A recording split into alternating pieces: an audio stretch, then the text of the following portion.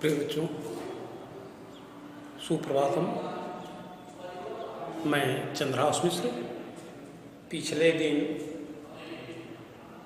Video में 9वीं कक्षा के हिंदी विषय में काव्य सौंदर्य के तत्व जो पढ़ाए जा रहे थे, काव्य सौंदर्य के तत्व में प्रथम भाग जो आया था रस, जिसका मैंने परिभाषा आप लोगों को दिया। साथ साथ रस के नाम एवं उनके अस्थायी भाव के विषय में चर्चा की गई थी। आज द्वितीय भाग के रूप में मैं पुनः रस के अंग, आज का प्रकरण जो होगा वह रस के अंग, जो मुख्य रूप से 4 भागों में बांटा गया है। इस रस के अंग से संबंधित आप लोगों को जानकारियाँ दी जाएगी कि रस के 4 अंग कौन कौन से हैं। जैसे इसके पूर्व आपको बताया गया था कि रस के 9 भेद होते हैं और वह 9 भेद 9 अस्थायी भावों के कारण होता है। बाद में 2 और रस की चर्चा की गई है, जिसको वात्सल्य रस के नाम से जाना गया और भक्ति रस के नाम से जाना गया। मूल रूप से तो यह 9 भागों में 9 अस्थायी भाव और 9 रसों के नाम। पुनः 2 और रस जो सूरदास ने वात्सल्य रस कहा और हिंदी के भक्त कवियों ने भक्ति रस कहा, जो लेकिन काव्य शास्त्र के अनुसार 9 ही रस माने गए हैं और 9 अस्थायी भाव माने गए हैं। यहाँ वह 4 अंग, रस के 4 अंग जो 4 भागों में बटा हुआ है, इस पर आज का आप लोगों को इसके विषय में बताया जाएगा। थोड़ा पहले आप यह जानना चाहेंगे कि अस्थायी भाव क्या है। तो जो मन में उठने वाले ऐसे भाव जो विभिन्न कारकों के द्वारा प्रेरित होकर के मन में अस्थायित्व ग्रहण कर ले, उसे क्या कहते हैं? अस्थायी भाव, अर्थात प्रधान भाव, जो सदैव आपके मन में अस्थायी रूप से विराजमान हो जाए, तो उसे कहा गया है अस्थायी भाव। और इसी को प्रधान भाव के रूप में भी कहा गया है।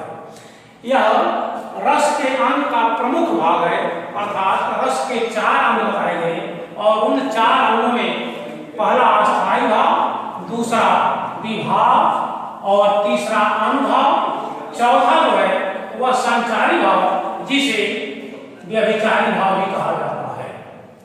अब आप अस्थायी भाव को मैंने बताया कि जो आपके हृदय पर अस्थायी रूप से प्रभाव डालता हो, प्रधान रूप से रहता हो, तो इसके कारण, इसी अस्थायी भाव के कारण रस की निष्पत्ति होती है, जिसमें इसे प्रधान रस कहा गया है। अस्थायी भावों की संख्या 9 मानी गई है। इन्हीं अस्थायी भावों के कारण 9 रसों के नाम दिए जाते हैं, अर्थात प्रत्येक रस का एक अस्थायी भाव निश्चित होता है।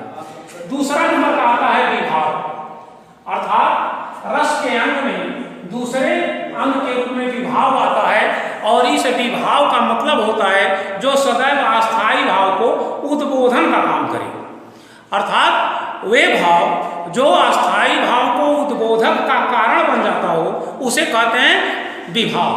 और इस विभाव को 2 भागों में बांटा गया, अर्थात विभाव के 2 भेद हो गए, जिन्हें क्रमशः आलंबन विभाव और उद्दीपन विभाव का नाम दिया गया। जिन्हें क्रमशः क्या कहा गया? आलंबन, अर्थात आलंबन विभाव और उद्दीपन विभाव। अब यह आलंबन क्या है और उद्दीपन क्या है, इस पर मैं चर्चा करूंगा कि आलंबन जो सहारा का कार्य है, अवलंब का अर्थ होता है सहारा। तो आप जिस तरह से जिसका आलंबन लेकर के, जिसका सहारा पा करके अस्थायी भाव जागृत होते हैं, अर्थात जिसके आधार पर, जिसके सहारे अस्थायी भाव जागृत होते हैं, उसको कहा गया है आलंबन विभाव। अवलंब से अर्थ होता है सहारा, आधार, और दूसरा है उद्दीपन विभाव। तो उद्दीपन विभाव का मतलब होता है जो अस्थायी भाव को सदैव उद्दीप्त करने का काम, अर्थात उसकी तीव्रता में वृद्धि करने का काम जो करता है, उसको कहा गया है उद्दीपन विभाव। यह दोनों मिलकर के, आलंबन विभाव और उद्दीपन विभाव दोनों मिलकर के विभाव अर्थात रस के एक अंग बन गए विभाव। अर्थात विभाव के 2 भेद हो गए, पहला आलंबन विभाव, दूसरा उद्दीपन विभाव। आलंबन विभाव आधार का काम करता है जबकि उद्दीपन का उसे उद्दीप्त करने का काम करता है। उद्दीप्त का अर्थ होता है उसको जागृत रखने का काम करता है। ठीक इसी तरह से अब तीसरे नंबर का जो मंत्र है वह है अनुभाव, और इस अनुभाव को ही दो भागों में बांट दिया जाता है, जिसमें विशेष करके यह अनुभाव 8 कारकों से होकर के गुजरता है, अर्थात इसकी संख्या 8 हो जाती है। और यह 8 अनुभाव जो हैं वह शारीरिक और मानसिक चेष्टाओं पर निर्भर करता है, अर्थात विभाव के 2 भेद, आलंबन और उद्दीपन। फिर अनुभाव अर्थात आपके शरीर में मन में उत्पन्न होने वाले भाव जब शरीर के अंगों पर प्रभाव डालते हैं और शारीरिक और मानसिक चेष्टाओं का अनुभव कराने लगते हैं तो उसे कहा जाता है अनुभाव।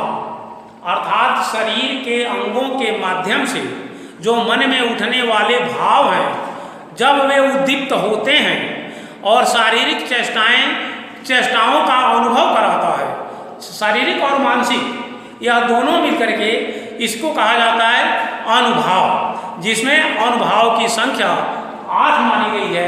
और उन 8 के नाम इस प्रकार हैं। पहला है स्तंभ, और दूसरा है श्वेत, श्वेत का अर्थ होता है पसीना। तीसरा है रोमांच, रोमांच का अर्थ होता है रोंगटे खड़े हो जाना। स्वरभंग जो चौथे रूप में है, स्वरभंग अर्थात आवाज में परिवर्तन आ जाना।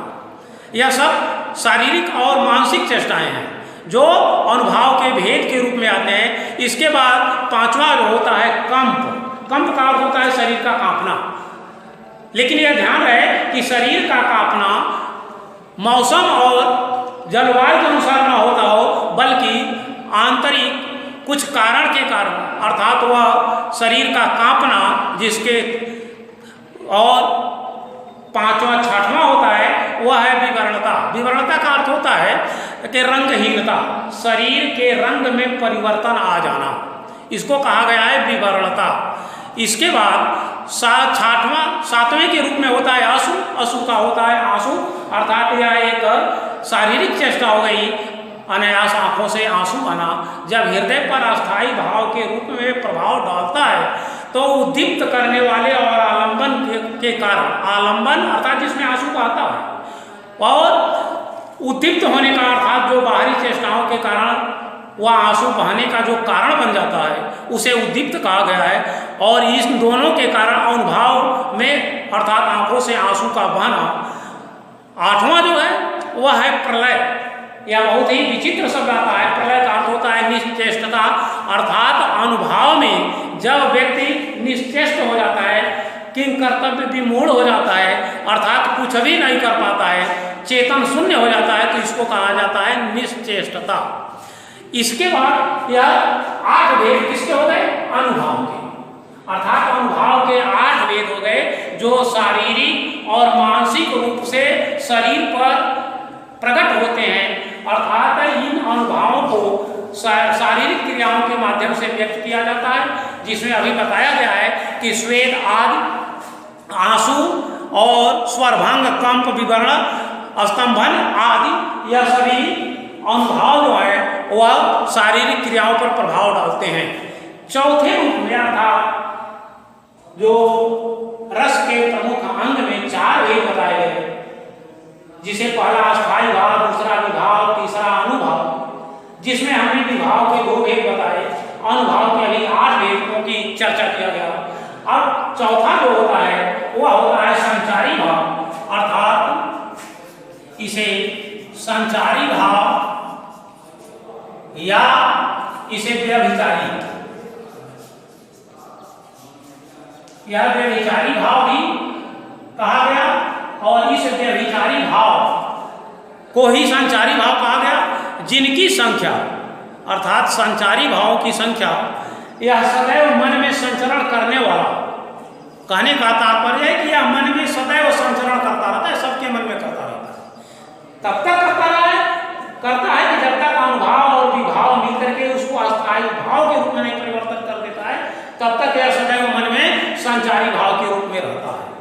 अर्थात यह संचरण होने वाला, संचरण होने वाले भाव को ही संचारी या व्यभिचारी भाव कहा गया, अर्थात इसमें अस्थायित्व नहीं रहता है, इसलिए इसे व्यभिचारी भाव भी कहा गया। जो सदैव मन में संचरण करते रहते हैं और परिवर्तित होते रहते हैं, अर्थात स्थिरता को धारण नहीं करते हैं, इसलिए इनका नाम रखा गया संचारी भाव। इसे ही व्यभिचारी भाव के नाम से भी जाना गया, जिनकी कुल संख्या 33 मानी गई है। अर्थात व्यभिचारी भावों की संख्या कुल कितनी हो गई? 33। और इन 33 संचारी भावों के कारण ही मन में जब धीरे धीरे विभाव अनुभाव के द्वारा मन में अस्थायी भाव उत्पन्न होता है, तब रस की निष्पत्ति होती है।